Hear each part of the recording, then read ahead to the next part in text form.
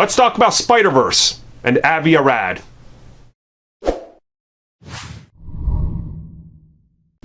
So, my good friend Avi is back at it.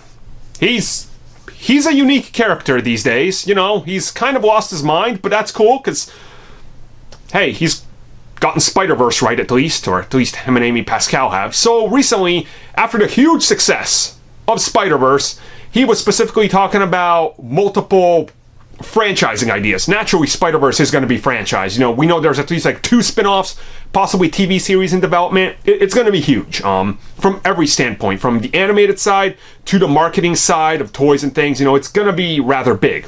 So, in the most Avi Arad answer you could ever possibly get when talking to outlets, you know, they ask him, hey, what do you guys got for ideas, and what do you think of Spider? Specifically, the pig. And in the most professional interview possible, he goes, we want Piggy. So, it's interesting, right? Because I understand what they're going for, because Spider-Ham has such an interesting look, and his scenes in Spider-Verse are certainly unique and like this weird combination of humor and what's happening. And if you kind of look into it, it's such a unique version of Spider-Man that I understand where they're coming from. But they're almost getting to the cocky stage of Amazing Spider-Man again. Because don't get me wrong, I want a sequel to Spider-Verse more than most Sony movies. I want the female-led one. I'll take $20.99 and I'll take noir. Do we really need to take each character now and push them into a spin-off? Because let's be real, not everything is going to succeed, right? It's like, do you see what I'm getting at here? Like, it's kind of like the idea of the Marvel Cinematic Universe. You can't expect that every movie is going to make as much. And being real, you know, Spider-Verse isn't going to be this huge billion-dollar hit.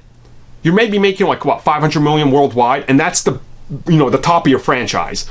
So if you're doing something like noir and you're expecting that much money, that's not going to realistically happen, right?